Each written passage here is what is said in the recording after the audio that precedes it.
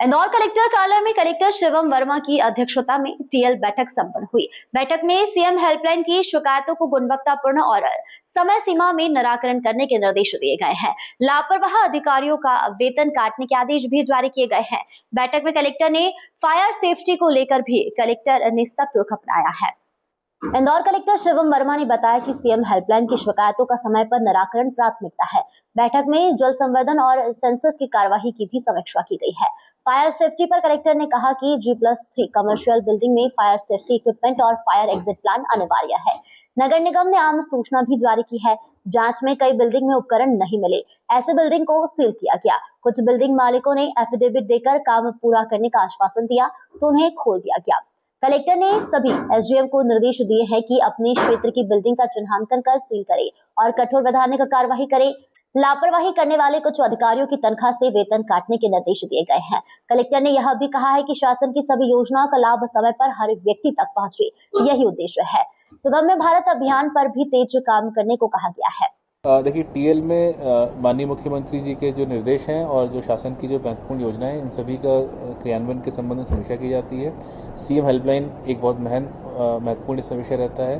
CM helpline की जो शिकायतें होती हैं, सभी शिकायतकर्ताओं की शिकायतों का गुणवत्तापूर्ण निराकरण समय सीमा में हो, ये हमारी प्राथमिकता रहती है और इसको हम लोग लगातार मॉनिटरिंग करते रहते हैं। तो आज की बैठक में भी जलगंगा संवर्धन, सेंसस की जो कार्रवाई चल रही है उस पर समीक्षा की गई, सीएम हेल्पलाइन पर समीक्षा की गई और निरंतर सभी जो प्रमुख योजनाएं सब पे समीक्षा की गई और इसमें जो लापरवाहियाँ पाई गई उन पे सबको ताकीद किया गई है।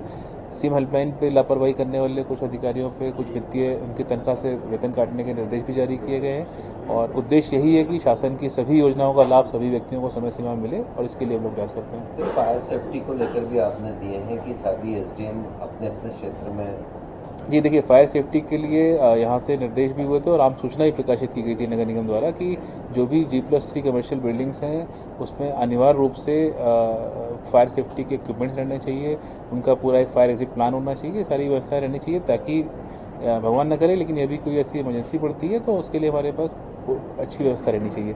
तो इसमें हमारी टीमों ने इसमें जाँच भी करनी शुरू करी और हम लगातार इसमें मॉनिटरिंग भी करते हैं। और हमने सभी बिल्डिंग को पर्याप्त समय भी दिया कि वो अपने उस समय में तय समय सीमा में अपने इक्विपमेंट लगा लें, क्योंकि इस पूरे अभियान का उद्देश्य यही है कि जो भी निवासी इस बिल्डिंग में रहते हैं या जो भी इसमें जाते हैं उनकी सुरक्षा रहे।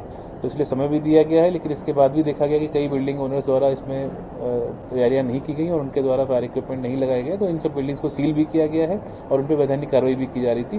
परंतु कई जगहों पर लोगों ने आश्वासन दिए कि उनके द्वारा ये कार्य पूरा करा लिया जाएगा, तो एफिडेविट देकर उनको ओपन भी किया गया और एक तय समय सीमा में लगातार मॉनिटरिंग के साथ उनका काम पूरा हो जाए इसकी मॉनिटरिंग भी की जा रही है। तो आज की बैठक में इन सारे विषयों को देखा गया, वो सारा काम समय पे पूरा हो जाए। दूसरा, जिन बिल्डिंग्स में अभी भी काम शुरू नहीं हुआ है उनको भी मैं आपके माध्यम से उनसे यही अपील करूंगा कि अपने बिल्डिंग्स को हम लोग को सेफ बनाना है, अपने यहाँ प्रॉपर फायर सेफ्टी के इक्विपमेंट रहने चाहिए ताकि सभी निवासी जो उसमें रहते हैं उनकी सुरक्षा हो सके।